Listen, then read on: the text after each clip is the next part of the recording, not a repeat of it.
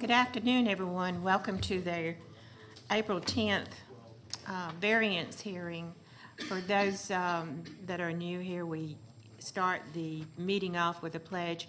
But first of all, we're going to all say a shout out to Murray Homan, who had knee replacement. And we know he's probably the only one watching this program right now. So hello, Murray. So with that, we're going to, for those that can, stand for the Pledge of Allegiance given by Officer Ott of the Cobb County Police Department.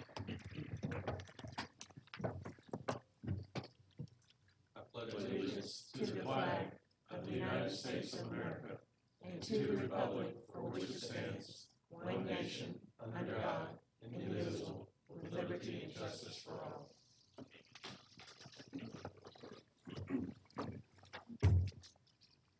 And I also forgot to do his satellite feed. I forgot about that. So now with our satellite feed working, John Peterson is going to give you the rules and regulations for the meeting today. Thank you, Madam Vice Chair. Today's hearing will be conducted with the following process and procedure. Each case will be called in numerical order. When each case is called, the applicant is requested to stand and signify that they are in attendance.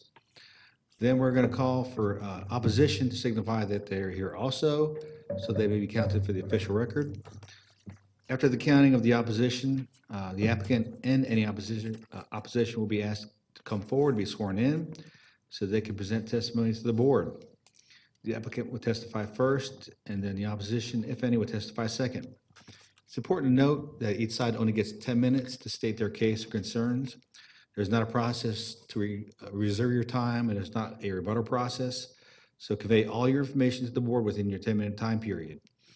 Additionally, if more than one person wishes to speak on an issue, you might want to coordinate with each other about what you're going to talk about, because each side only gets 10 minutes, and you don't want to cover the same information twice. Then after both sides have had their 10-minute presentation period, the board will start to discuss the case in hand. From the discussion, they may ask one or more people to come back to the front for questions or comments. After that, the board will make a decision to either approve, deny, hold, or continue the case at hand. There is one case on today's printed agenda which has been withdrawn without prejudice and will not be heard today. That's Appeal Case A-01-2019, 3757 Floyd Road Property, LLC. That case has been withdrawn without prejudice and will not be heard today. Additionally, there are two cases on today's agenda which have been continued and will not be heard today. First case is variance case V118, Michael Acree. That case has been continued until the May 15th, 2019 Board of Zoning Appeals hearing, so V118 will not be heard today. Additionally, variance case V129, Hill Road LLC. That case was continued by the staff until the May 15th, 2019 Board of Zoning Appeals hearing, so V129 will not be heard today. I would like to ask the people in today's audience, if you have a cell phone, please turn the volume off on your cell phone. The ringing does interfere with broadcasts and presentations. And with that, Madam Vice Chair, I'm ready to start the consent agenda. Thank you, John. I have just one thing. V26 has also been held, and that was held because of the sewer department. Okay, so we're going to hold V26? And I did notify them. Okay, we just need to have a vote on it then. Okay. Could we do the vote right now? Yes. Okay. Then I would make a motion that we hold V26 until Be continued. to be continued. Yeah. Be continued. I thought we had the public hearing. We had it last month, but we're continuing this month. Oh, okay. All right. I make a motion we continue V26 until our May meeting. I'll second. All those in favor, I forgot. We got to raise our hand. Just raise your hand. The thing up there. Okay, so that's approved for 4-0. Oh, I forgot to say, we're just doing a hand vote because the thing up there doesn't match up with the way we're sitting. Well, I guess we could confuse everybody and vote. All right, John, what's next? Yes, ma'am. Cobb County Board of Zoning Appeals, variance hearing consent agenda for April 10, 2019. Variance case V32, Nisa Properties request a variance to reduce the front setback from required 50 feet to 48 feet and to reduce the setback for an accessory structure under 1,000 square feet for an approximately 986 square foot, one-story metal-sided building adjacent to a non-residential property line from required 5 feet to 0 feet, and that is an existing condition. in land lot 285 of the 17th District. The property is located on the northeast corner of Appleton Drive and South Cobb Drive. Staff recommends approval, subject to development inspections comments. Is the applicant present? Is the applicant here? Is the applicant here for view 32? Please raise your hand. It's 800 South Cobb Drive. Yeah, John, I'm sorry, that's. Oh, that, Terry, that's yours? Yeah. Okay, I didn't understand I got you. the narrative. I'm here. Let the record show Mr. Boomer's here. Thank you. I thought you were here, but I didn't want to say anything. Is, I don't get off. is there anyone here opposed to variance case V32? Let the record show there's no one opposed. Variance case V33, Royce Leonardson requested a variance to increase the maximum allowable impervious surface from 35% to 39.6% in land lots 889 and 912 of the 16th District. The property is located on the west side of Wood Hills Drive, north of Sill Mill Road. Staff recommends approval, subject to stormwater management comments. Is the applicant present? Let the record show the applicant is here. Is there anyone here opposed to variance case V33? Let the record show there's no one opposed. Variance case V34, Benjamin LaRue requests a variance to reduce the front setback from required 35 feet to 32.5 feet, which is existing, to allow parking and/or maneuvering vehicles on a gravel drive, to allow an accessory structure, which is a proposed 1,240 square foot garage to be closer to the side of the street right away than the principal structure, and to reduce the setbacks for an accessory structure over 1,000 square feet for a proposed 1,240 square foot garage from required 100 feet to 18 feet adjacent to the south property line, and the 52 feet adjacent to the east property line in land lot 120 of the 20th District. The property is located on the southwest corner of Edgewood Drive and Sherry Lane. Staff recommends approval, subject to the following conditions. Applicant to retain the tree buffer along the western property line, stormwater management comments, traffic comments, and development inspection comments. Is the applicant here? Yes. Let the record show the applicant is here. Is there anyone here opposed to variance case V34? Let the record show there's no one opposed. Variance case V35, Samuel Kovich requests a variance to increase the maximum allowable impervious surface from 35% to 40% in land lot 1122 of the 16th District.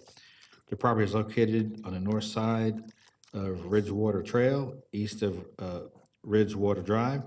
Staff recommends approval, subject to stormwater management comments and sewer comments. Is the applicant present?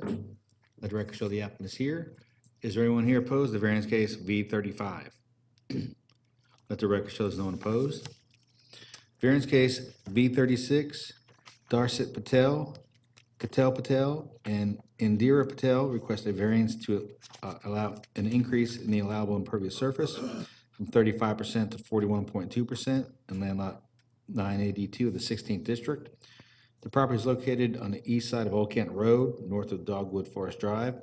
Staff recommends approval, subject to the maximum impervious surface to be 39.35%, and stormwater management comments. Is the applicant present? Let the record show the applicant is here. Is there anyone here opposed to variance case V36? Yes. Let the record show there's one person opposed. So we'll pull that one off consent and hear it in stormwater order. Variance case V37, Selena Welch requests a variance to increase the maximum allowable impervious surface from 35% to 42.92% in land lot 1043 of the 17th District. The property is located on the west side of Rustin Mill Lane, north of Langley Oaks Drive. Staff recommends approval, subject to stormwater management comments. Is the applicant present? Let the record show the applicant is here. Is there anyone here opposed to variance case V37? Let the record show there's no one opposed. Variance case V42, Floyd Road Property LLC, request a variance to reduce the side yard setback for a sign from 50 feet to 2 feet adjacent to the north property line and to 35 feet adjacent to the south property line in land lot 848 and 849 of the 19th District. The property is located on the east side of Austell Road, on the east side of Floyd Road, and on the north side of Hurt Road. Staff recommends approval, subject to traffic comments, and subject to the sign rendering dated November 16th, 2018. Is the applicant present? The director show the applicant is here. Is there anyone here opposed to variance case V42? Let the record show there's no one opposed. And Madam Vice Chair and Board, that completes the consent agenda. Thank you, John. Does anyone have any comments, additions to the consent agenda? I do, Madam Chair. I would like to make one small revision on case V35. Since the applicant has indicated that the pool design is not yet set, I'd like to include a stipulation requiring the final pool plan must meet with the approval of the county stormwater manager and the county zoning division manager. Okay. Any other revisions, additions? And I need a motion. I'll make a motion then. Make a motion. Do we have a second? Second. All those in favor, raise your hand. That's approved 4-0. With the exception of V36, and that will go on the regular agenda. Right. Okay, all those folks that are on consent agenda, except for V36, you're free to go. Your business is done. Have a good week. Moving on to the held case agenda. We have one case. Variance case V30 of 2019, Sean Enterprise requested variance to amend the previous stipulations from V22, 122 of 2015 in order to add retail uses to a second floor space and to reduce the required parking from 36 parking spaces to 29 parking spaces in the land lots 763, 764, and 821 of the 17th district.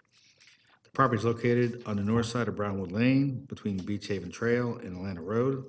Is the applicant present? Let the record show the applicant is here. Is there anyone here opposed to variance case V30? Let the record show there's two people opposed. All those wishing to address the board, please come forward and be sworn in.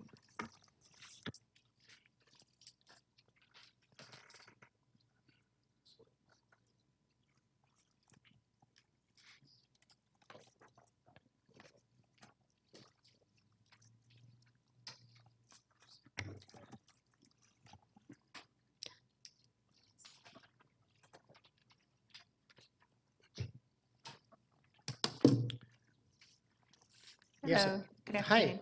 afternoon. We continue with the case last time, and I requested for the Could you give us your limited. name? Oh, Mansoor Haq, Sean Enterprise, and the address for the location is 4641 South Atlanta Road. And we was here last time and requested for the limited retail suite, which is second floor.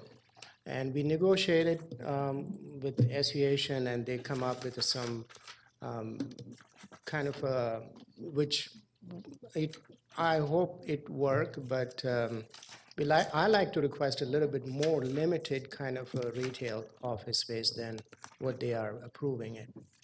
And we went through in a couple of meetings, and that is only my concern. It is if we can get approved for that. Okay. Anything else you want to, you had your meeting, you're not agreeable to everything, No, I'm I'm not assuming. 100% agreeable. I'm not saying that we are agree for 100%. They are basically, they have a concern about the traffic, and my concern is I don't think it's going to be creating any big traffic if we're doing a limited kind of online or either like some of these retail limited style of that, which is only appointment only, Okay, right? okay. All right.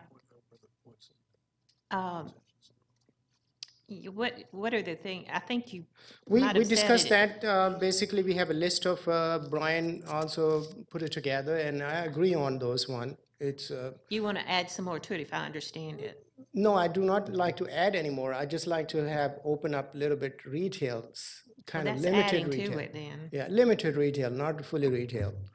So, So you want to add a few more, Brian, you can explain it to us. Yeah, he wanted to add versus what was approved, a couple of years ago. So some limited retail Okay. services. That's and correct. Not, Alright, now but we have- that's what I had proposed last time, essentially, but we've made a few tweaks to that. Okay, Right. got it. All right, thank you.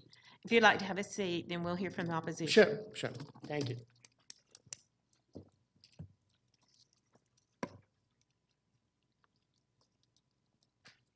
Can I give you all a copy of, Sure. okay.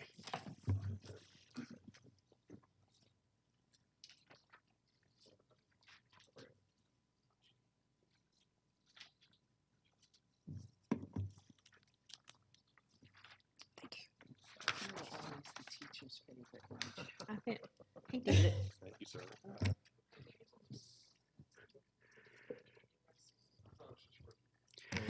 Good, I'm sorry. That's right. Good afternoon, y'all. I'm Ron Siphon, and I'm here on behalf of the Vinings Village Homeowners Association. And first of all, I want to thank Mr. McDaniel for helping us in the discussions. And we did have some good discussions. We didn't come to complete agreement. But I think we got 90% of the way. So I kind of worked from the motion that Mr. McDaniel had made last month and tried to make some tweaks. And I've got in bold the areas where I'd like y'all to consider making some further tweaks.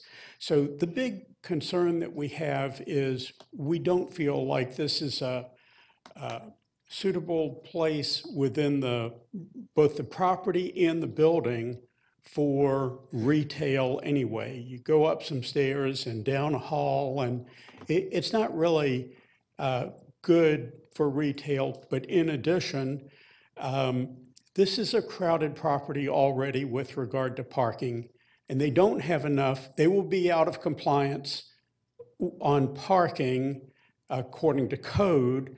So that's why the staff had added an additional variance for parking, because they wouldn't have enough if they had retail.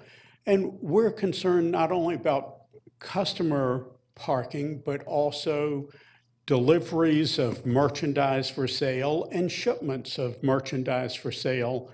We just think that all of that is really not a good use for this property.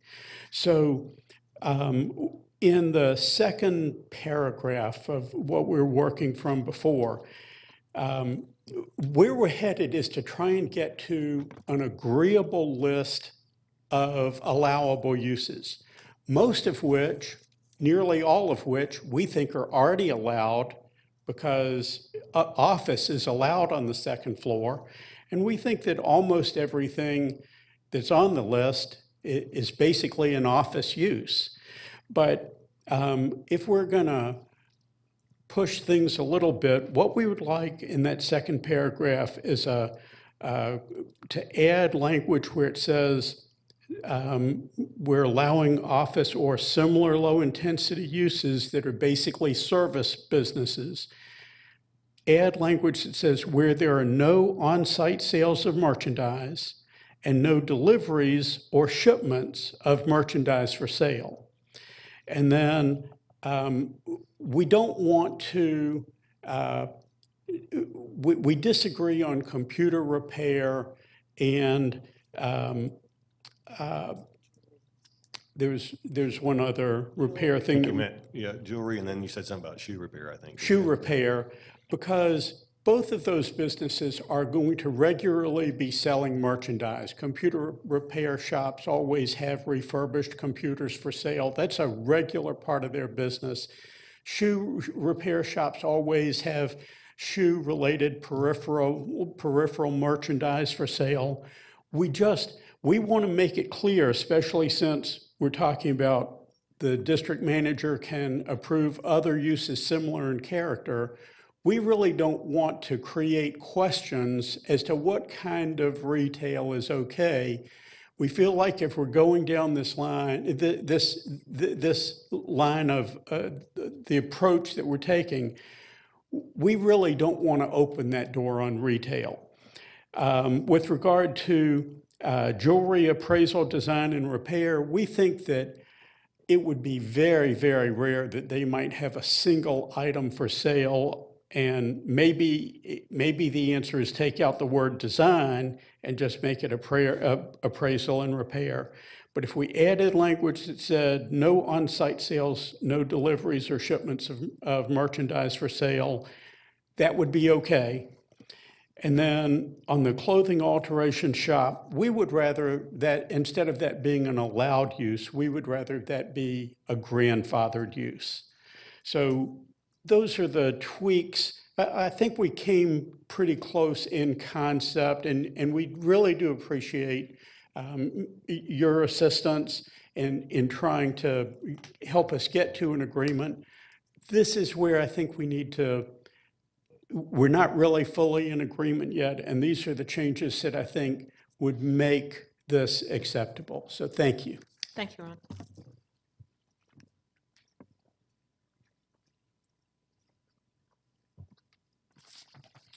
My name's Rod Johnson. I'm representing the Old Ivy at Vinings HOA. It's about 300 homes just behind the Goddard School across the street from the Shell station, about 100 yards from the Shell station.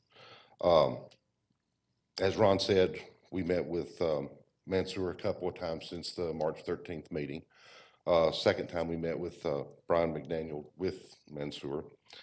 We came up with 24, 25 items on a list that are already allowed by the current zoning. We've got no problem with that. There were a few items like the jewelry repair, shoe repair, computer repair that lends itself to retail. And we strongly oppose opening the door to any retail activity there.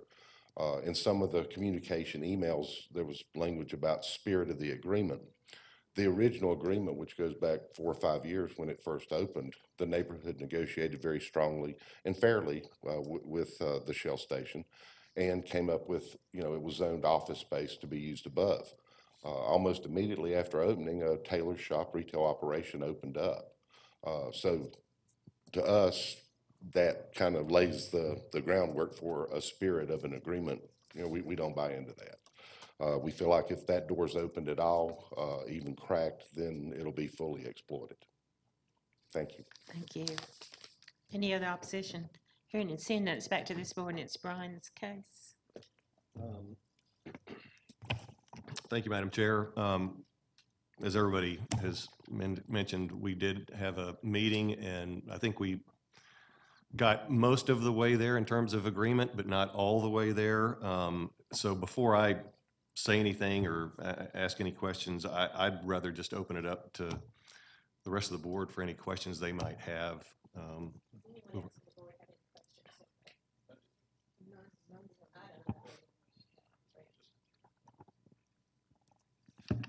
Thank you, Madam Chair. And Mr. Johnson, could I ask you just a couple of questions on behalf of Old Ivy?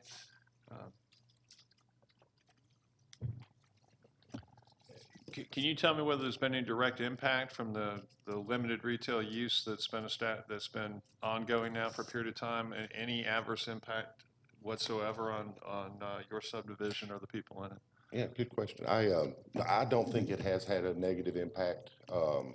As I understand, well, the space that it takes up is probably 300 feet, so it's a very small operation. I think most of the business is by appointment, so I don't think it adds significantly to the traffic. Okay. Has there been any incidents of people parking in your neighborhood to use that? Not that I'm aware of. To build on that initial question about the tailor shop, yeah, I think part of the intent might be, Mr. Harris, the tailor, told me at least his agenda was to get into the retail clothing business. So I suspect that might be at the base of all this, but I don't know. But he did convey that to me. Okay. Thank you very much. Yeah, Mr. Johnson, but Wait, Thank- another question. yeah, just one quick one. Did he indicate that his intention was to do something in that location necessarily? Yes, to expand and Okay. to have retail clothing, men's and women's clothes. Okay. Thank you. Any other questions? Brian, it's back to you. Okay. All right. Did that Well- answer all your questions? I had one more of the Mr. Mansour, Okay. just briefly, Mr. Mansur? the applicant. Yeah. Yes, sir. So tell me your rental history on the space. I mean, what have you been doing with the space for the last several years? Have you been utilizing it in some sense as storage or something else? Right now it's empty. It's in the market for the brokers, and they mentioned that to me. It's kind of tough to rent it only office up there because it's all retail downstairs, and intent to business where nobody is going to be rented type of only office. It have to be limited type of retail, so it will help to rent that suite. Okay. Have they made an effort to market it to the broad array of services being contemplated by the list provided to us by Mr. Siphon? That will help, absolutely. The list Brian put together and Ron absolutely is going to help, yes. I mean, we are almost, I would say, 90% what we want to accomplish it here. The only thing is they just against about any sales item that I'm not sure how it's going to be affect. Have Mr. Mansour, have you heard anything about your Taylor wanting to expand? Not to my knowledge. I mean, They haven't mentioned your, no. anything He to never you mentioned about- it to me and no knowledge to me because he's been there 14 months and 95% he see only in appointments. That's what the way he do it. okay, so you And don't, he's not just to open up. He's not just to alteration. He do build your suits and yeah, shirts. he will custom make Custom things. made, yes, sir. he Yes, ma'am. custom makes Yes, things, ma'am. but you haven't heard of him wanting to do any Not to other- my knowledge. Okay, all he right, didn't thank you. mention. You're welcome. Any other questions? You mentioned that you guys are 90% there, so there's a 10% Right. gap somewhere that's missing. Can you fill us in a little bit on what that 10% is? It's only limited. The Yes, bold? I'm Okay. sorry. I'd just like to open up a little bit window for retail, and which, that's all it is. I agree on it, what Brian and, association put together. I have 100% agree what they are saying. So, but I like to request a little bit, open up a window for ways limited retail, which is online business type of thing. So it will be easy to rent out that space. And it will bring the basically value to the community also, and it will help also create a job Okay, to small business. Yes, okay, thanks. thank you. All right, Brian, it's back to you. All right. Thank you, Madam Chair. First, I want to thank Ron and Rod for your time and input and for meeting that day. It was really helpful for me to meet you guys and talk through this with Mansour a couple weeks ago. And I want you to be assured I can really understand where you're coming from, all the concerns about retail in general. At the same time, as I mentioned, I'm not convinced that a total ban on any and all retail is absolutely necessary. So as you know, I tried to write up a motion that provides a good, what I call compromise, that provides very limited retail that's focused primarily on retail services and even limits some office uses. That said, I would still direct this to Mansour, and that is to ask that you be extremely sensitive to these concerns as you make any decisions, as I trust you don't want to alienate your neighbors and customers. So that said, let me go ahead and, this may be the longest motion read into the record at this point, but just bear with me. So Madam Chair, I make a motion to approve the request in case V30 by amending the conditions that were originally stipulated in case V122 in 2015 to state that the following uses shall be permitted on the second floor above the convenience store.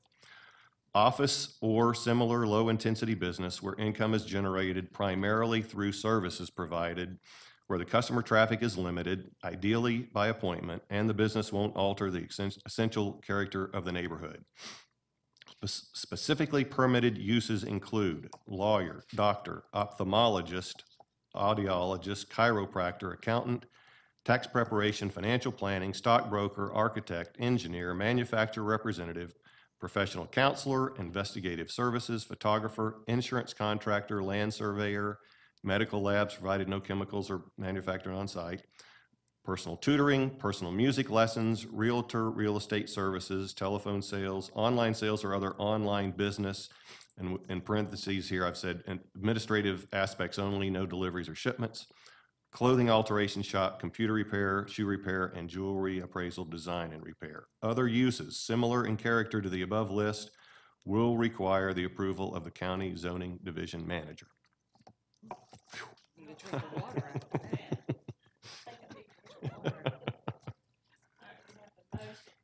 The motion, do we have a second?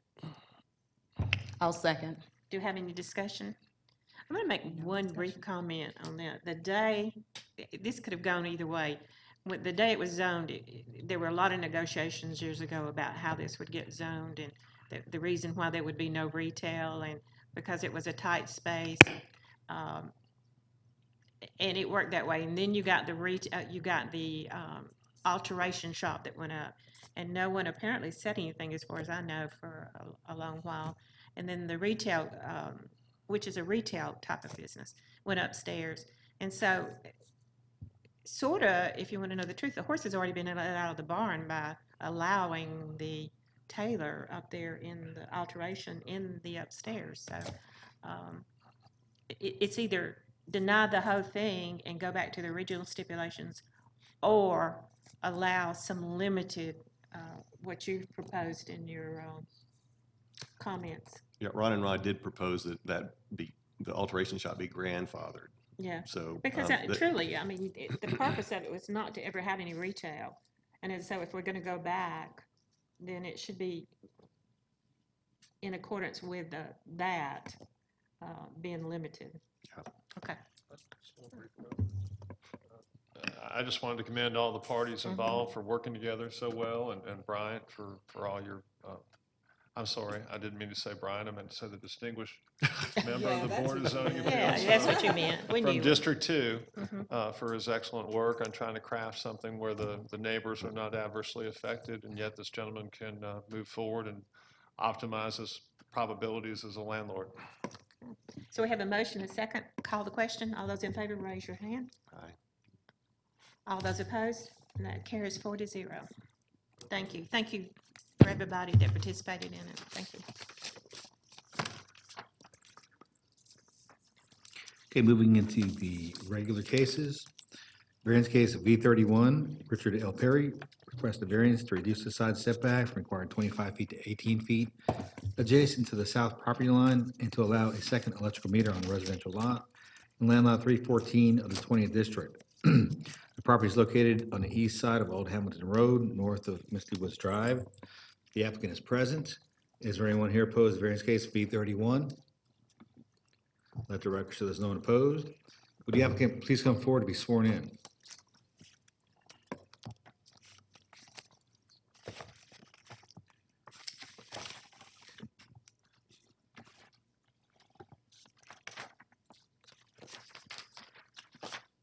Hello, everyone. I'm Richard Perry. If I may, I'd like to kind of read you a brief summary of what I'm looking to do.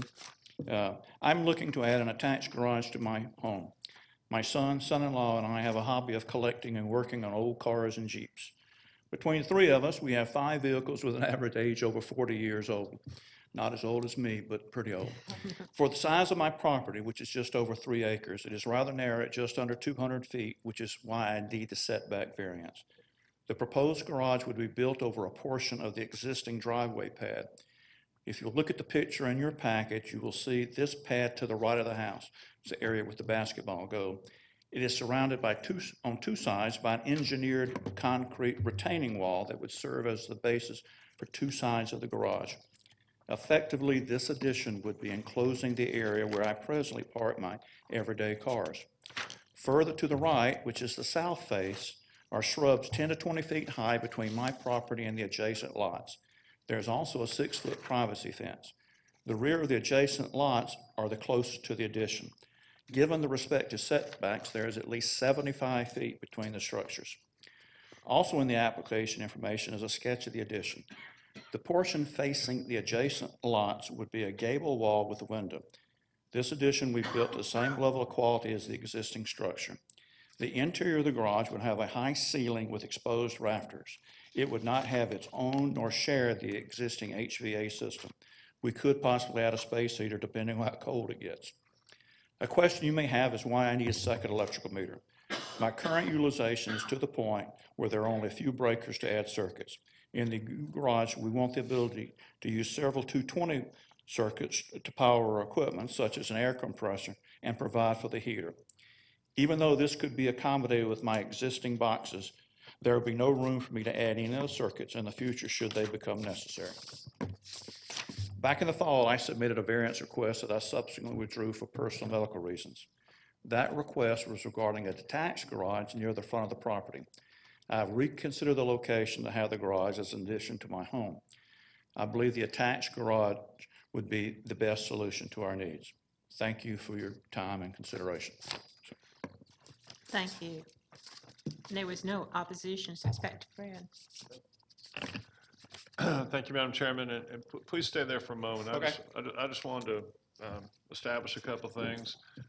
My recollection of your property from the day I met with you out there, if you start at the house and move to the right on this picture, or to, which I think is the rear of the house, if I remember correctly, is it not? As you go to the right on this photograph that's before us, or perhaps up there as well? If you look at the house and then look to the right of the house, that's the backyard, Yes, correct? that is it, right that area. Okay, so the backyard, as I recall, sits uphill from the house by and large, correct? Yes, And the garage you're purporting to build would actually be roughly where some of these cars are that are shown in this photograph today, correct? that's correct. Okay. It would be that. The entire area right there would be effectively enclosed. Yeah, and essentially, most of what would be the first 8 feet or so of the interior of that garage in terms of the elevation coming off the new slab, which would be roughly where the concrete is today, driveway, right? If you let him put this one up, I'll kind of walk you through exactly. You're That'd be exactly even better, right. thank you.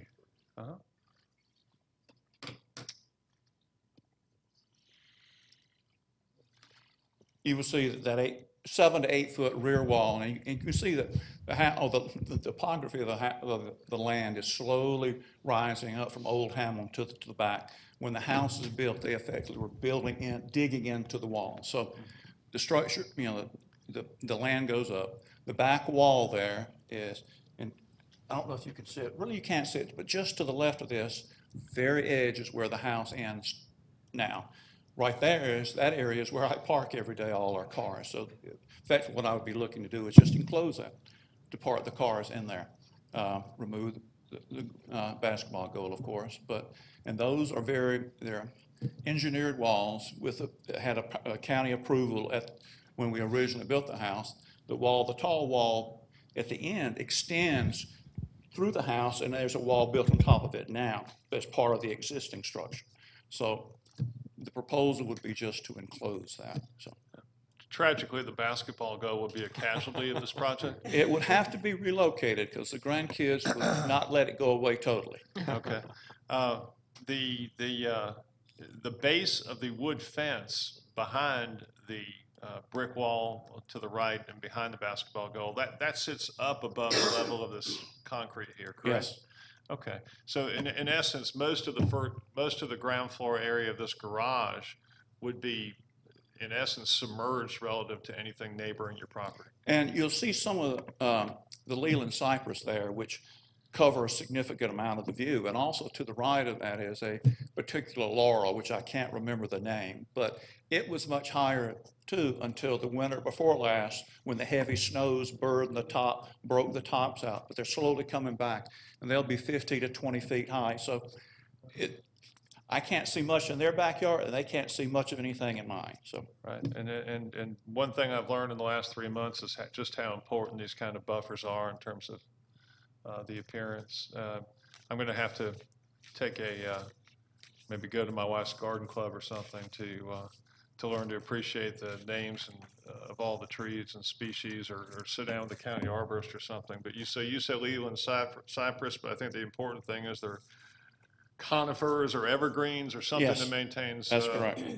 So screening in the winter, and you're willing to maintain that screening going forward. And when I built the house, when we built the house, the idea was to put basically, and you'll see either farther north, more Leland cypress. I planted them as 3 or 4 feet, and they've grown over the years. We've been there now 16 years, and the idea was to create some privacy between their yard and my yard. So.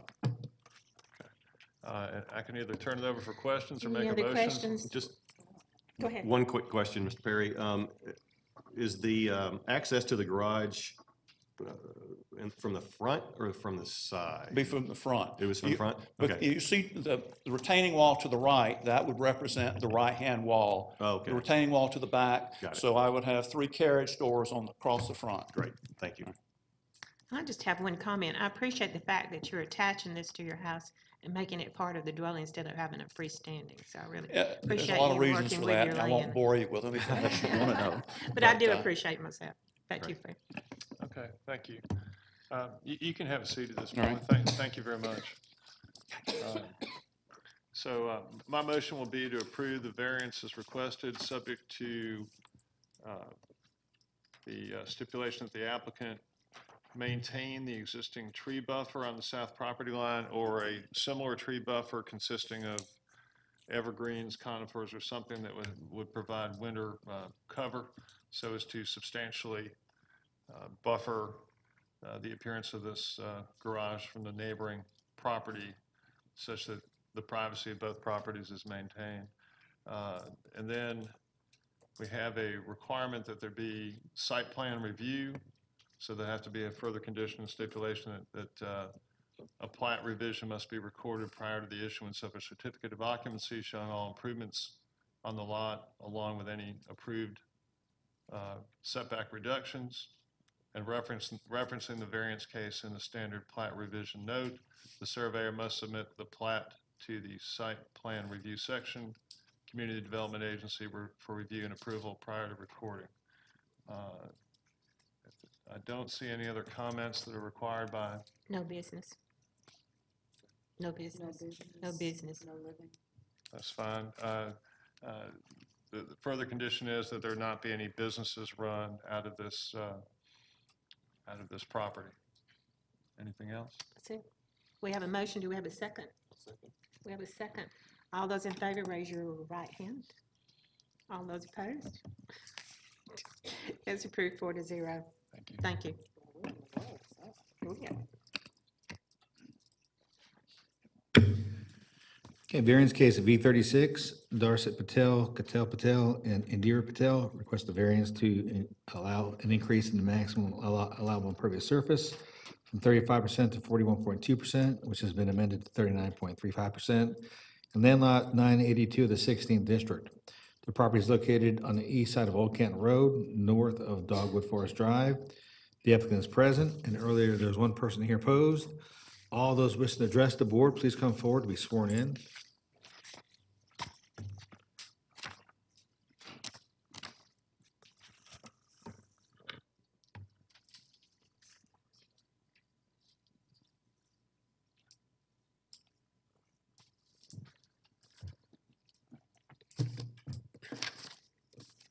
My name is Reeves Newsom for the Purcell family. They're interested in installing a pool, and the application would require us to increase the impervious to 39.35%, which has been revised in the last few days because the decking is pavers. So in addition to that, we're going to install a water quality pit to take care of 875 square feet of impervious surface. That will get us down to the 35% that it actually currently is. So we're going to treat all of that with a water quality pit and submit it, providing that we get approval here. So there's virtually, based on the pit, there's virtually no any additional runoff that will be done based on when we install. Is that it? Okay, thank you, Mr. Newsom. We'll hear from the opposition at this time.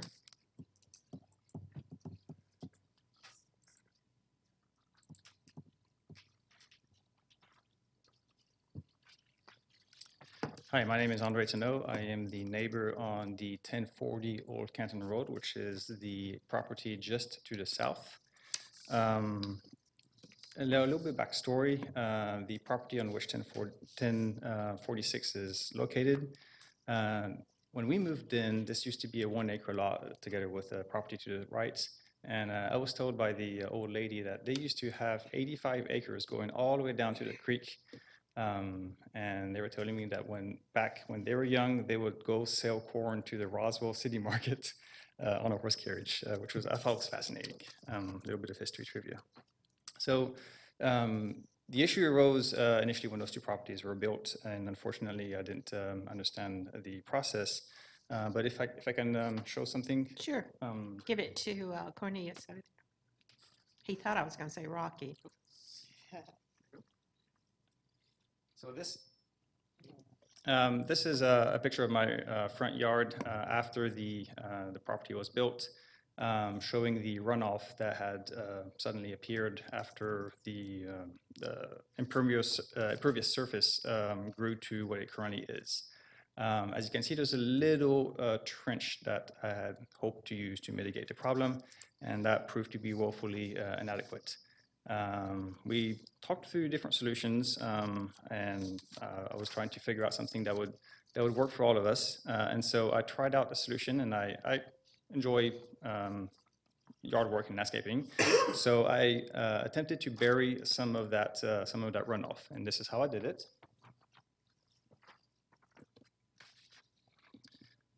And so this is still the same front yard, but looking in the opposite direction. What you see in back behind the wooden fence is 1046 Old Canton Road. I had dug the trench, laid down some proper drainage, and the runoff basically had not subsided on that side of the property. However, I am not skilled in anything concrete related, and I did not want to hazard going below my driveway about this. So that side of the yard had been dealt with, but the other side had not been dealt with. My concern, so first of all, I also want to say, I don't want to prevent my neighbor from having a pool and enjoying it. It's his property, it's his prerogative. I don't want to get in the way of that. My only concern is the amount of runoff that would increase, which is already kind of problematic. I'm trying my best to deal with it with the means I have and the knowledge I have, which are limited. I feel like this proposed capping of the soil further would make the problem worse. Now, the pool company had written me a letter proposing me the pit. When I asked for any specific specifications about how big, how much would it, I did not get any response about that. So I was in the dark until today about how big the pit is supposed to be and how much water it's supposed to handle. So I ran some calculations based on the amount of water that falls during a typical rainstorm, not a heavy storm, but a typical rainstorm. And assuming a 1-inch rainfall during a storm with their 8,300 square feet for the whole capped surface, that's 5,000 gallons. It's 5,000 gallons that come down in one rainstorm, of which most of it crossed through my front yard. Now, currently, some of it gets absorbed in their backyard because it is grass, so that lessens the issue. However, adding the more capped soil not only would cause that amount that's capped to run off, but it also would prevent the absorption of water that it generates. And here I have a little, I have one last exhibit that I want to show that illustrates the problem.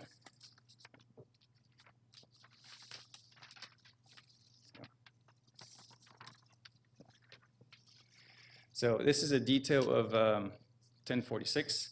The area colored in yellow is the concrete driveway that is technically not part of their lot, however, is capped concrete, and that, when it rains, flows into their backyard. And I'm very thankful that that water gets absorbed into their backyard. Going forward with the proposed project, I fear that that water would also be added to the amount of runoff. So to summarize, I feel like my concern is the amount of runoff for not only what is capped, with the further amount of soil being capped by the pool and the walkways and stuff like that, but whatever that is their driveway, how it flows into their backyard. I want to find an amicable solution. I don't want to get in the way of their enjoyment of their property. But my suggestion had been to continue the culvert, so to speak, and so that way all the water that comes on my side carries through. Where does that water go? On the other side, when the developer had built those two houses, they had installed a storm drain collection on the downstream, so on the south side of my lot, and it carries it down onto the street and the beginning of the subdivision south. So the water goes somewhere. It doesn't just go into it. At first, it went into the land of my neighbors, which caused them some issues. But so that got dealt with. So all I need is the connection of those 50 feet or so from the end of that pipe to the beginning of that runoff. That's all I have. Thank you. Thank you for listening. Hearing and seeing no other oppositions, back to this board. Brian, it's your case. All right, Andre, before you sit down, I just wanted to ask a couple of quick questions of you. Yes. If you wouldn't mind. Just so I could have a little history on this thing, because this is the first I'd heard about the drainage concerns. So you've lived in your home since before Mr. Patel's home was built, is that right? Correct. And because as I look at it, the topography is such that you could see how the water would drain the way it does. What was the situation before the homes were built? I mean, So before the homes were built, my front yard was about 2 feet higher. The developer had requested an easement on my front yard, which I thought meant to do construction work, so sure, go ahead and you can use my front yard. They ended up regrading the front yard about 2.5 feet lower. Turns out, I realized why, is because their backyard was a lot lower because they wanted it to be obviously below their lowest floor. So they needed a place to send the water, and that was my front yard. okay. Interesting. Okay, thank you. Very interesting. I might ask if Dave Braden could, talk to us about this and what we might be able to do.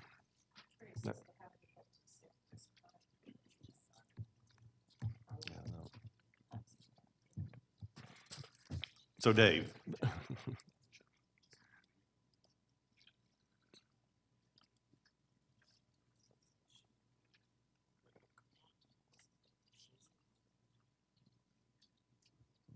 we go. It's light there. Okay, Dave Braden with the Stormwater Management Division.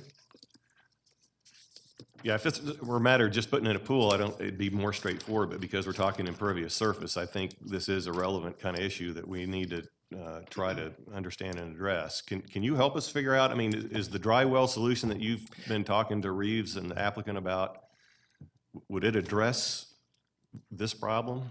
I believe so, and I myself was not aware of the issue with the adjacent homeowner as either.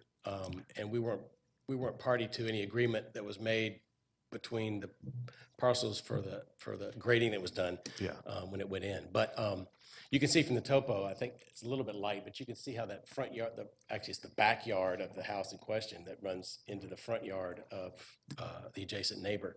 You can see the topo there that shows where that's flowing through his front yard, which is right where you have those pipes, right? Yes. Yeah, right where it says R20. Actually, where the Yeah, right, basically across. where the little dot is, that flower bed is. Yeah, to that point. Yeah, you extended the pipe to there. Okay, so basically it's carrying the water from under the fence from the whole backyard of the house up there. So I guess a couple things to consider. One is the pool surface itself is not going to generate any runoff because it's got about 6 or 8 inches of storage just in the pool itself. And even though we only provide, county only allows a 40% credit for pavers, they're actually almost 100% effective. So you know all of that pool deck will not generate any significant runoff. And so in addition to that, we're going to have, would it wind up being 870 somewhere, yeah, but close to 900 square feet of roof area that now is currently draining across this yard and coming under the fence and across his yard will now be going into the drywall system. And we'll work out so that drywall system does not discharge, any overflow from that will not discharge to this, but carry it out to the right of way. So we'll take off another 900 square feet of roof area that's currently coming across the property line. So all that being considered, I think it's going to be an improvement over what's currently out there, Yeah. even though they're putting a pool in. Okay. Thank you. Other members may have some other I questions. do. I have a question. Doug, when he granted him, did he give him a drainage easement across his yard? That we weren't party to. It would be a private easement, so it wasn't something that the county was. It sounds was like that's party what, to. in essence, they might have done. Sounds like it, but I think now that we can divert about 900 square feet of roof area that's coming that way to the right of way will hopefully help that Because we have situation. him look, did those pipes that he put in, is that correct? I would way? I would leave them in because Just they're leave obviously them going to in? carry drainage, any leftover drainage that we're not able to capture. So yeah, Oh, okay, okay, no sense taking them up if they're already there, right? right. One other question, I guess, for you is just, do you think the language right now under the stormwater comments is adequate for what Let's we've see. learned today? I don't have my comments in front of me. Let me grab them. Okay.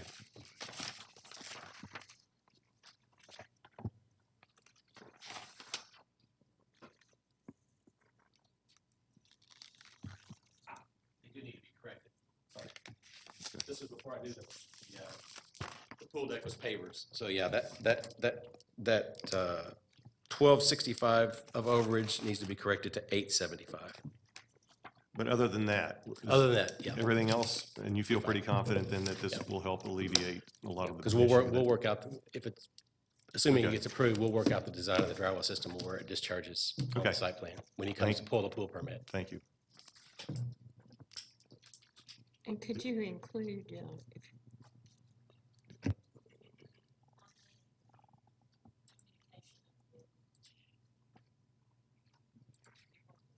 Uh-huh.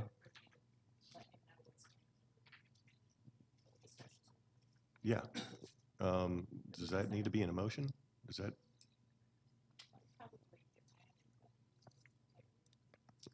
Just follow up with Andre? Okay. All right. Yep. Yep. Okay.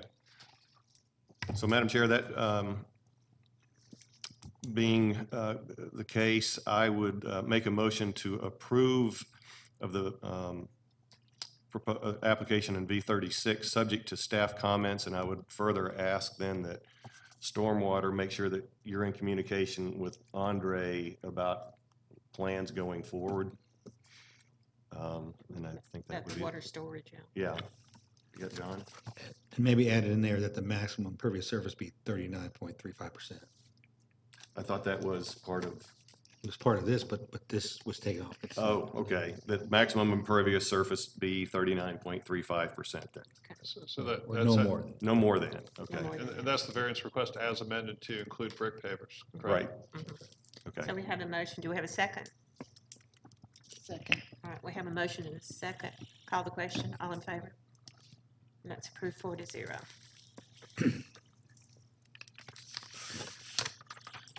Okay.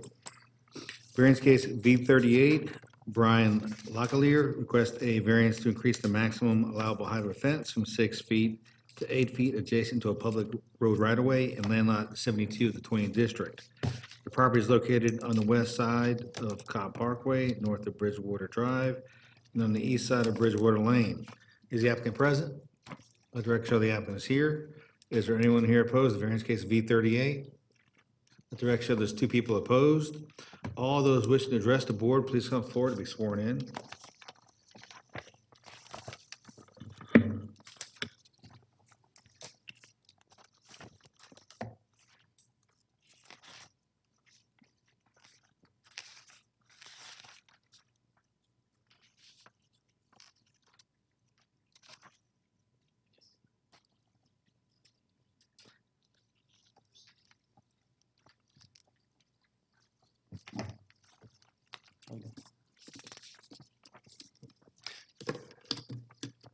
Get a few things together here.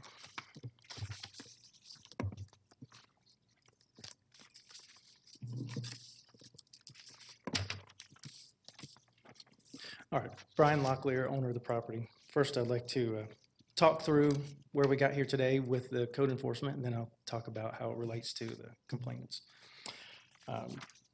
Started this fence back in about 2017, just doing it myself, worked on it as I had time, funds available. Prior to that, being an engineer, I contacted the county, said, hey, do I need a permit? What do I need to do? said, nope, just read through these rules. Started building the fence, issued a request from the HOA, and continued on my way. And I'll get to the HOA details here shortly. Went through and building the fence. Got about halfway through and we started having some issues with the county and getting complaints and about the 8-foot variance and so forth. So the initial complaint was opened on April of 2018, April 23rd. Officer came out, described the problem to me, said, hey, no problem, I'll cut the posts down. We were still under construction, so I had posts that were taller than, we had gotten longer ones, had to cut down to the 6 foot that we needed, handled that. If you look through that, that was code 2018-02421, and that case actually came closed. No issues resolved. I thought we were done with it. A few months later, I have another officer come out, says, hey, we still have an issue with your fence. You need to address these other concerns. And said, okay, you let me know what I need to do. They informed me that there was a section in the back of the house, back of my property, that I have at 8 feet. It goes from 6 to 8. And I'll show a couple pictures of that so you can see it.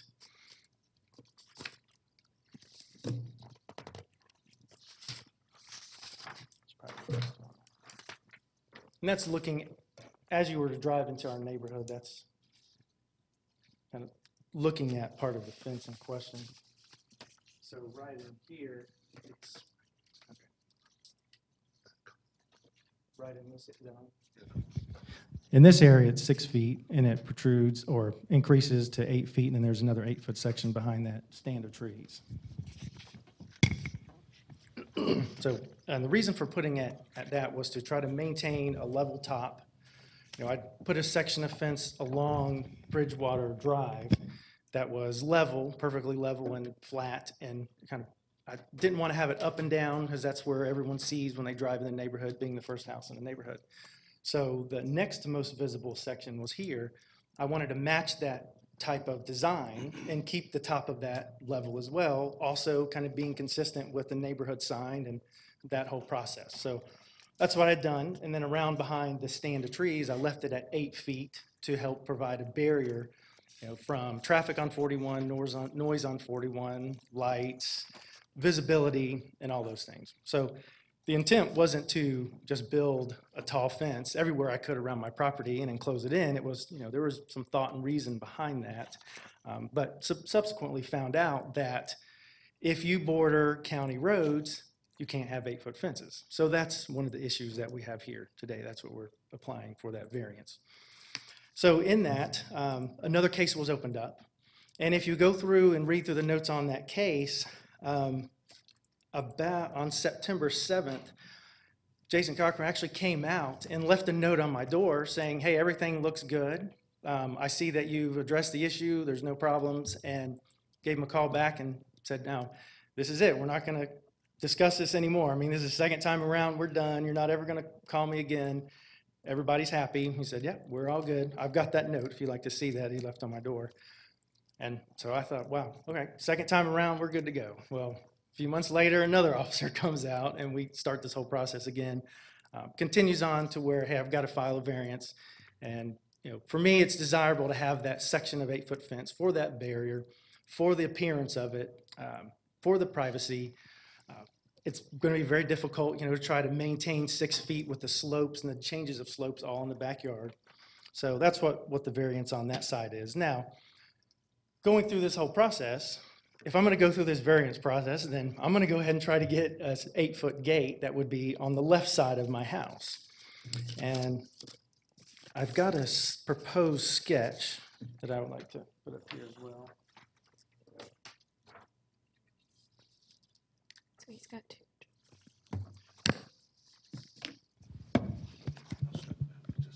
Okay, and right now, if you look, and I'll show a picture in a second, this gate that I had proposed would be about 8 feet tall, and it's to match the height of the fence that I have protruding out to the side of the home. I built it at 6 feet currently because going through these issues with code enforcement, I didn't want to put in another violation, didn't want to have another issue. So I just kind of said, all right, hey, I'm not going to push the issue. I'm going to go ahead and build it at 6 feet. I really want to keep the top of that flat for just aesthetics look, and it provides more privacy. That was the reason for that. So that's the whole explanation on what, where we got there today, and from code side. Talk about the HOA side a little bit. So I applied for this fence approval back in 2016, November, not long after moving into the home. December 14th, I got an approval with stipulations from the HOA, and they were pretty significant. They wanted to paint it, they wanted a different design, they wanted a different location. The fence on the side of my home that I have here on the screen, they wanted that even with my neighbors pushed back. Lots of stipulations on there. We went around, had several discussions. I explained to them that on the side of my home, if you see there, there's a window and 2 doors that come from the basement. The whole reason, one of the main reasons for this fence was to be able to provide an enclosed area for our dog. We've had issues with dog getting loose without a fence, so we wanted to be able to put a dog door in, do that, and also to provide some security for those doors. Visual screen for all the other equipment that's behind there, the concrete, we park some small trailers we try to keep behind there. So it was a visual screen that we're trying to do with that. The HOA wanted me to put my fence even with my neighbor's fence, which would have put it directly in the middle of that window. So that was their recommendation, was to have my fence even with my neighbors, which would put it directly in the middle of that window. Right here? It's right here. So that's about approximately where my neighbor's fence is on the back corner of their house. So we had several discussions, met several times, tried to come to an agreement. We couldn't come to an agreement. Said, you're not understanding what my motivation here is and what my needs are, is to have that enclosed, that space off of my basement. So, understanding it wasn't with their approval, I went ahead and started building it, and as you see it there, and there's some pictures that I can pull up of what we have today.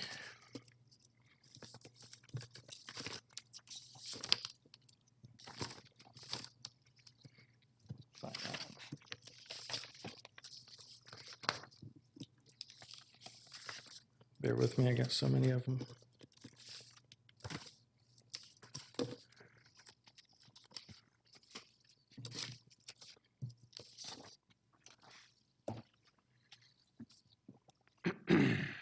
It's a little difficult. It's a little difficult to see it behind the boat that's parked in the driveway, but you can kind of see this step down, and I'll point it out for the current fence and then where the gate is. Right in that area.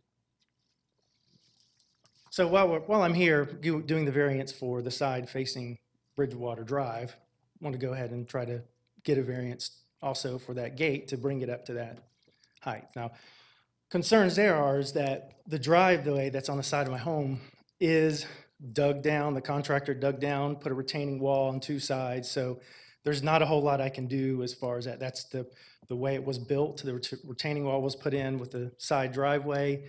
The land slopes back fairly significantly. There's a retaining wall to the front of the house, which I can, you could see again if I put this sketch back up. So I'm just really limited on what I can do on that. So, okay. Yeah, the last thing is all of these fence modifications, I approached my direct neighbor every single time. I have her signature.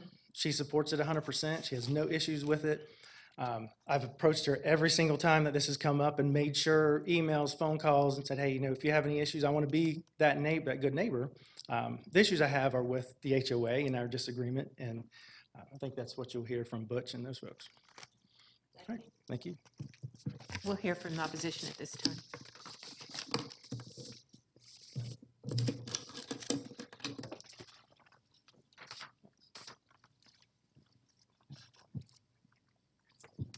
Thank you. I'm Ralph Johnston. I'm presently one of the board members for the Homeowners Association at Bridgewater.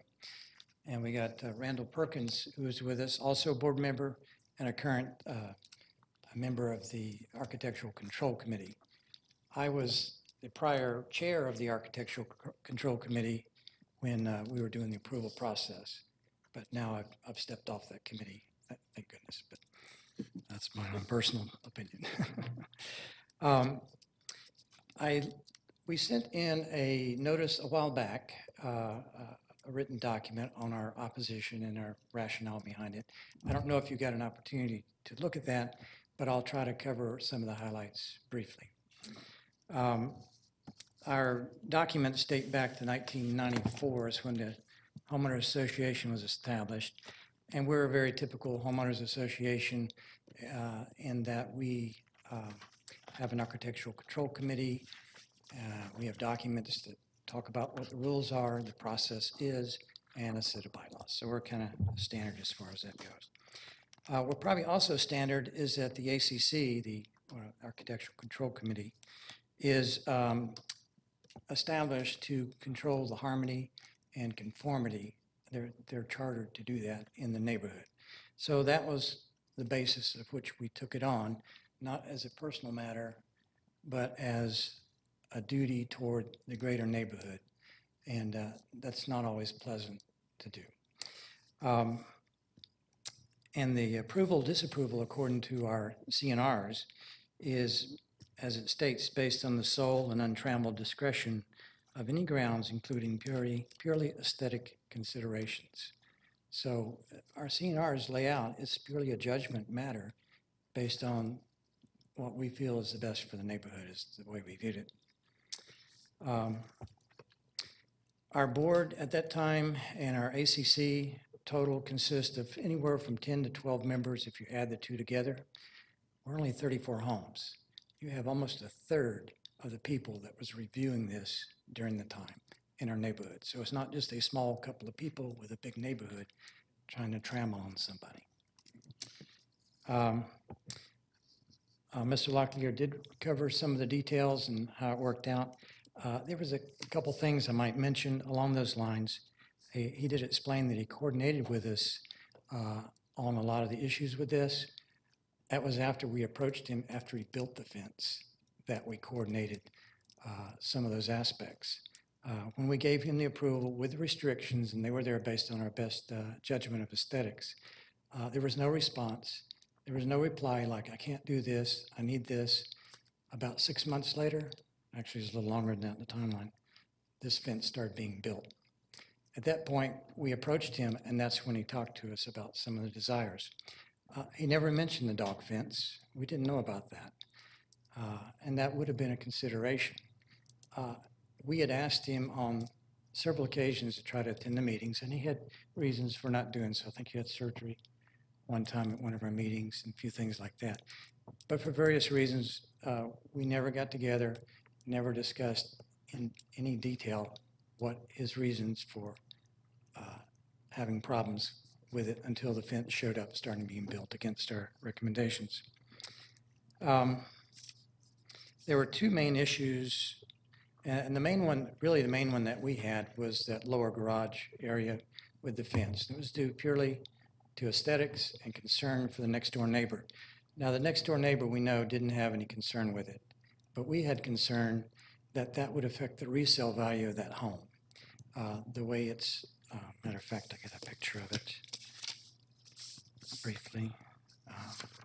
This is one. And I'll show you another one here.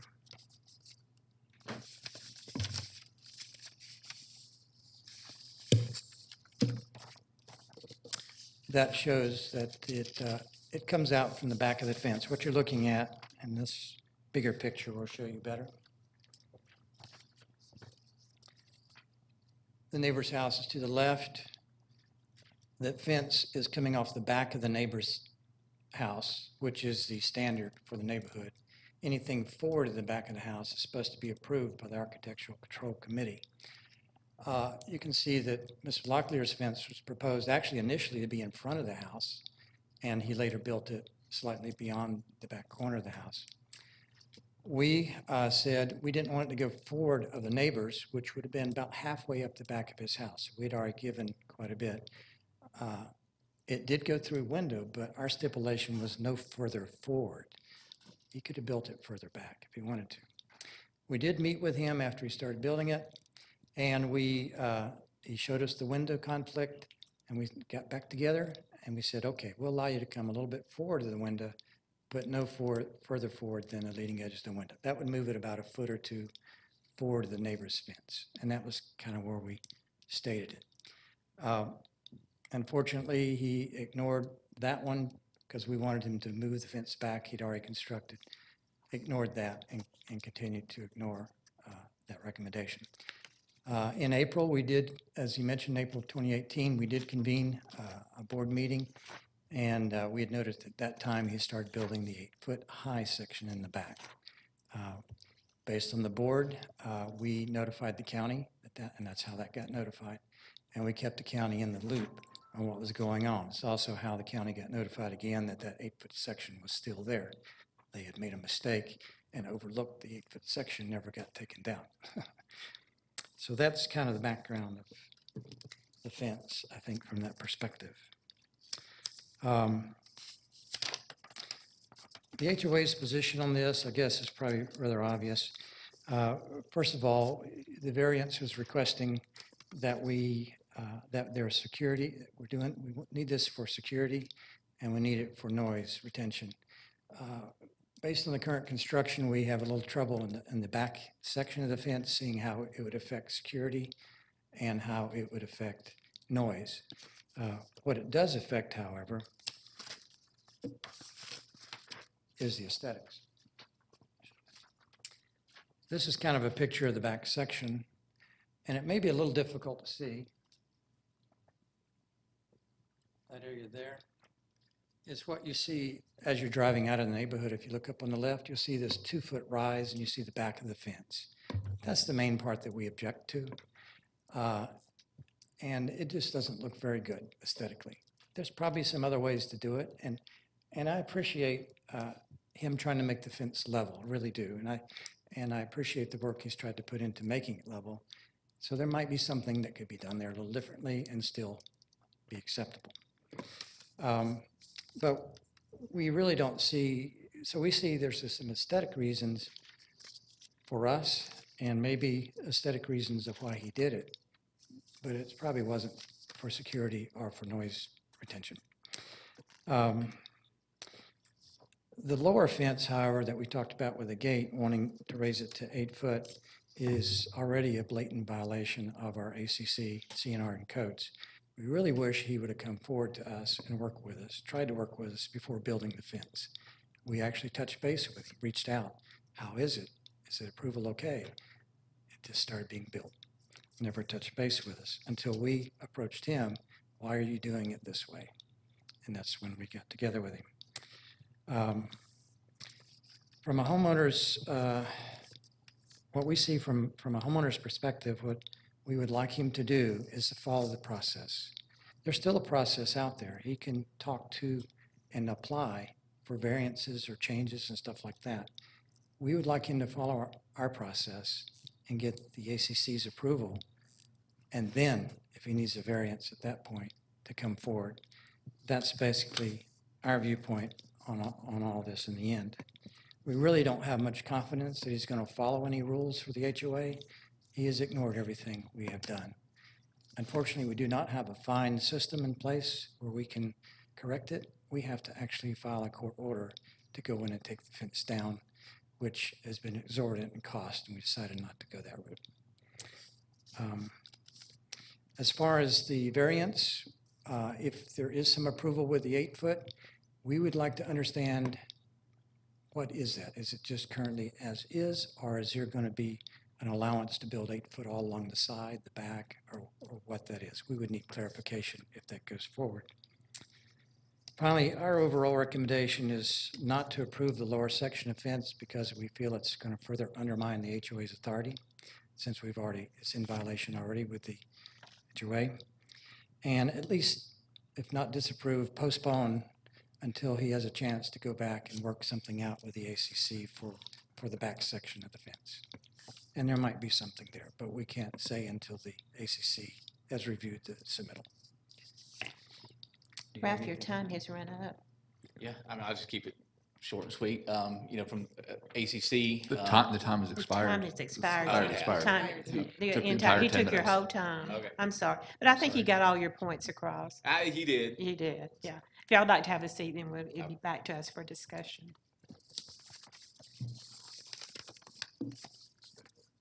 You know what I'm saying? Yeah. Ralph, you just stay there. Fred has some questions.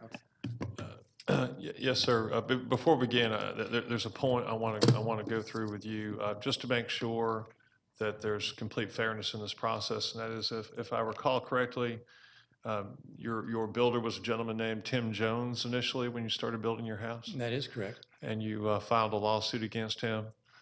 And on the first day of the trial, he retained me to defend him in a lawsuit that you had filed. You look familiar, yes. And you obtained a verdict for a portion of the damages you saw, correct? And I don't know what ultimately happened in terms of collection, but I found you to be an honest and credible person. If you have any concern whatsoever that my involvement in this process would make this process unfair to you or your association, I will recuse myself and walk out that door right now. I make that your I have discretion. no reason to think that. Okay, thank I you. didn't even, you look familiar, but now Fred, I think we can have to get an opinion from our county attorney about this first, because this is the first we've heard of it. No, I think what Mr. Berlin is doing is he was on the opposite side of this case. It would be different potentially if you represented him, but if he's on the opposite side of that, and there's no problem with him saying. My bringing it up is just that the Cobb County has now adopted basically the lawyer standard, which says if there's any reason why any person might reasonably apprehend that there would be unfairness in the process, that there could be the appearance of impropriety and that we can recuse ourselves. So I was just indicating my willingness to do so if there was any concern about any impropriety. And he's satisfied with that?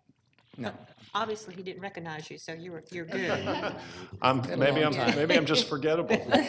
I have trouble recognizing people from yesterday sometimes. Well, my recollection is further that you're an engineer or architect or a design professional of some sort yourself. I was an aerospace engineer in the test plant. Okay, so you two fellows might be able to get along better than anticipated. How much time have you two spent, if any, trying to talk through this and trying to work things out? Can you give us an idea? You mean between Mr. Locklear and ourselves? Yes, sir. Actually, very little. Our communications have been extremely restricted. The only time we really met and discussed was a time when we already had the fence built. It was Jim Rader, who was the current president of the HOA, I think at that time, and myself as the board chair, as the ACC chair, made a meeting to talk with him about the fence that was being constructed in violation of the ACC. We met at his property, and he showed us where it went through the fence, or through the window. At that point, he mentioned that, and correct me if I'm wrong, Brian, but that the boat would not fit anymore back there in the back, because just the way the topography of that lot, unfortunately, just doesn't give much room to fit a boat back there. And since he's not pulling the gate forward of the house, that one wouldn't fit anymore. So he said, I'm going to put it on the top side, and that's why we gave authority, or I should say, part of the approval, we said you can do a decorative fence, which is what he proposed, which I think would look nicer, but we also said you can do a privacy fence up on the top side to allow you to store the boat, if you want to do that. We gave him the option. He went down the option of doing the privacy fence, which kind of makes sense. And he did go by the offset, because we had an offset requirement in our CNRs, 25, I think it's 25-foot offset. He abided by that. So all those parts are fine. Where was I going? I'm already lost my train of thought. You're fine. You're fine. You're fine. So it just appears to me that really one of the few places on this property where he could put this without doing even more extensive fencing and shield it substantially from view from the road would be right about where it is. Can he go much further back on that side? If it was going to go there at all, could he go much further back, or would he be working right into a hill right there? Well, there, and you may need to help me with this, but there is a hill that rises back up there, and these boats, at least the current boat you have is pretty long, and the tongue would stick out in front of the house a foot or two, something like that. So you couldn't close the gate if you put it back there. So you're kind of stuck. I wish we'd have built the house on a different angle. We'd have had a garage, but unfortunately he bought it after it was already built, so, with the builder. Could the boat come back, how many feet could the boat come back from where it's shown in this picture? I think you might want to ask the applicant. I could do that. Do you have any understanding in that regard as to how much further it could go back and still fit on that side of the house? When we met with him, we looked at it, and he needs to clarify with me if that's the case, but pretty much the tongue stuck out about a foot or two with the wheels all the way back on the dirt in the back or something like that in front of the house. Okay. Yes, please. That'd be great. Thanks.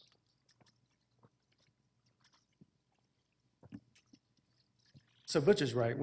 Our original intent was to try to bring that fence forward to put a boat behind there and shield it, but it's not going to work. There's just not enough space.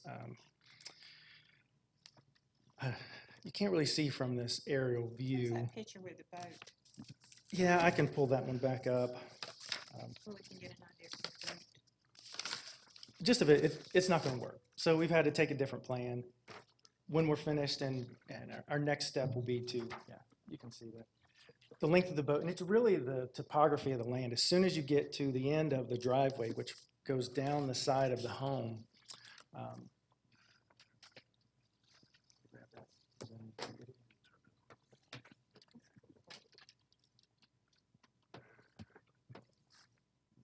yeah, this picture doesn't even show it. Let's put back up that. Is there a way that I can point to that area? Yeah, yeah.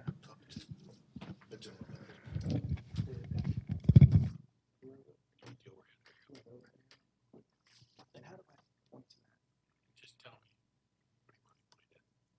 me. Where his pointer is right now, that is the area where the driveway ends. So there's a drive that goes down, a second drive down the side of the home, between two retaining walls, gives access to the basement, doors into a storage area or a workshop, doors into the main part of the basement. And that ends about where that pointer is. And from that point, it immediately slopes up. Utilities, there's just not enough space. So my wife and I just gave that plan up. It was a great idea. We thought it would work, just not going to work. There's not enough room. It's too tight. So once we're finished with everything with the fence, our plan is to go on the top side of our driveway behind that current fence that's there today and put some pavers down and just store boat and trailer in there and do the best we can to hide it. That's the only option that we have. So that will be our next step, and that was not really the reason for putting the 8-foot fence. That wasn't part of the thought process. It will be a benefit for that, but that wasn't our thought process, in full disclosure. That wasn't the intent at that time. The intent was for the construction method and shielding from 41, bottom line. I mean, that is the reason that I did it in the 8-foot fence. There are 2 points that I want to bring up to, if you want me to expand upon that. Sure. I'm asking. That's fine. Go ahead. Yeah. One is the issue with our side fence that the HOA has is my concern and my frustration is after the disapproval of mine, there were 2 subsequent homes that were allowed to do fences forward of the back of the corner of their house. Approved, installed, done, after mine. So my viewpoint on the HOA is they're very inconsistent. Those are 5225 Bridgewater Drive and 5229. Let me interrupt you really quickly. Yes, ma'am. Bill, would you give us the county's position on HOAs? Well, I mean, As far as county enforcing anything or our rulings based on HOA? right, and we wouldn't be able to force any HOAs. And even if you received a variance here, the HOA would still have enforcement opportunities against the person regarding a variance as well. I mean, you take property subject to those rules of the HOA. So So we're not bound by the HOA is what Absolutely. we're saying up here. The only thing before us is the height of that fence. Yep, yep. But we also can't relieve you of the burdens imposed by the HOA. No, and Correct. what I'm just trying to do is kind of paint the picture of what this disagreement is, and where we go through a few iterations, and, which is right, one of the things, my notice for the first hearing was hours. It's difficult to, busy family to schedule a review with the HOA Architectural Committee if you're only giving me a few hours prior to that. Other than that, there's been no, reach out and trying to coordinate that. And then my frustration is when you're denied something, you try to negotiate and come up with an agreement, and then a few months later, 2 other fences show up that are exactly what they're telling you can't do. Like, if there was consistency, then I would be all about that. But when there's not consistency, it's like, where do you start enforcing the rules? Furthermore, there's other fences over 8 feet that the HOA is not going after. So it's like, who is okay and who's not okay? And that is one of my questions. So any other questions you have for me? You may have a seat. So how much time total have you spent talking to Mr. Johnston about this in an effort to try to resolve? We have probably only spent 30 minutes. Okay. Well, actually, no, it was probably an hour with the former HOA president. Do you think if this is something, if we held it, this is something where you folks would have an opportunity to talk and possibly resolve some differences anyway? I don't know. I mean, if I'd be willing to do it right now and try to resolve it today. Well, right we might not want to, some of my fellow Board of Zoning Appeals members have time that's more valuable than mine, so that may not be a practical solution. But I don't mean in front of you. If he wants to step aside and come back. No, I'm thinking we're probably going to want to bring you back and give you a chance to continue to work through your differences in part because our power to help you is so limited given the power of the board, your HOA. So it just seems practical for the 2 of you to sit down and try to work through some of these things together before we render any decisions. But before I make any motion, I'd like also for my fellow board members to ask any questions they have, and they might have some good practical thoughts for you as you proceed. Do you have any other comments from any questions? I have a question. I have a question for John, actually. So what is the county code as it relates to the setback of the fence? Should it be run parallel to where his neighbor's fence is? There's no code that regulates where they put a fence as long as it's on private property. It's the height. It's the It's the height so that it's that not, the county okay. regulates. All right, that's, yeah, the height. the height is the concern because the county's code is 6 feet, where this is 8. So that portion there, I don't think DOT DOT didn't have a problem with 8 foot on the side or in the back, correct? No, we just asked them to verify site. Okay, Ashley, we might get Ashley up here just to get it on record.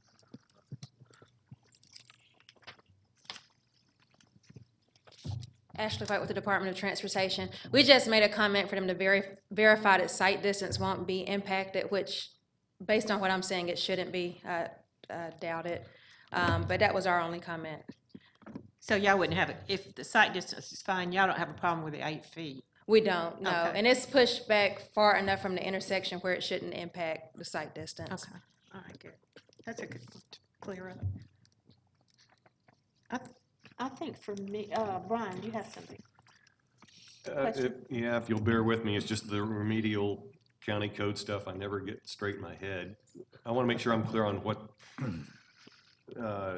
is permitted. I mean, right now I'm reading here about the variance increasing the maximum allowable height of fence from 6 to 8 adjacent to the right of way. So when we're talking about the gate, Right. it almost feels like that's not even something we're talking about or should be talking about here. Is that right? And then secondly, remind me when 8 is allowed and when 6 is allowed, and given the way this property sits. Okay, whenever there's a road right away, the fence is a maximum of 6 feet in height. Say this was the lot directly next to this lot. Your speaker on. John, Hey, Tim, that lot that's directly next to it, Can you put the hand on that? Yeah. Say we're talking about this lot, then the fence could be 8 feet high going down the sides. But adjacent to Cobb Parkway, the maximum height is 6 feet. At the roads. And is that the case now? It's 6 feet along the Cobb Parkway side for all the homes on that, in that neighborhood? Yeah, it's 6 feet for all the homes that back up to South Cobb To 41. to 41 Okay. on that property line. May I ask a question along those lines? Is it also true that anything for the rear of the house, even not along the right-of-way, is 6 feet? That's correct. So the gate would be 6 feet max. Right. Unless we, That's our issue. unless we approve something, right? I think that's the issue. Okay. One of my issues is the gate, the height of the gate. Can I don't speak to really that have a- gate real quick?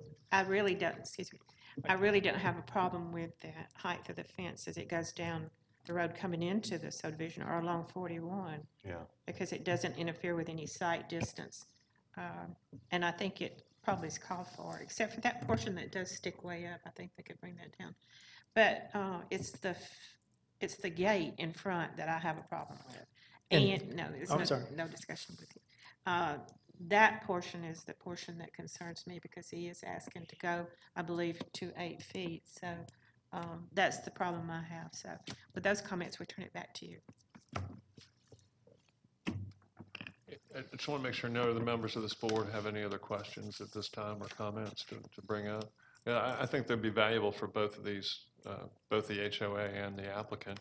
At this time, my motion is going to be to hold this till our next hearing in May, which will be in May, and to give the applicant and the HOA representatives time to try to work through some of these issues and revise the plan in accordance with whatever they're able to best resolve, since, to the extent we give you relief today and your HOA says no, it doesn't really necessarily help you a whole lot. It just resolves in or takes itself to maybe a private lawsuit or something, or fines against you by your HOA. So that's going to be my suggestion, to keep working together. You got 2 engineers, and you've done some nice drawings. You got a beautiful home. I hope, so my motion will be that I'm getting long-winded, but my motion will be that we hold this till May to give you folks an opportunity to talk further about it. All right, we got a motion, we got a second. Second by Brian. All those in favor? And that's approved 4-0 for a hold for 30 days. And y'all, when the applicant and the opposition get together, if y'all would get in touch with Fred, keep him informed of how the meeting is going. Thank you. Is that concluded? We're done.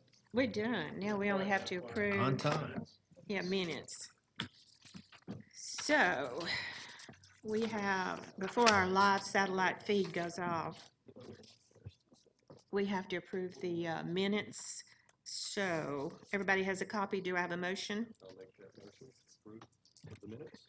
Motion by Brian, I'll second. second by Monique. All those in favor? The minutes are carried 4-0. Thank you. Any other business? Thank you, my people. Yeah,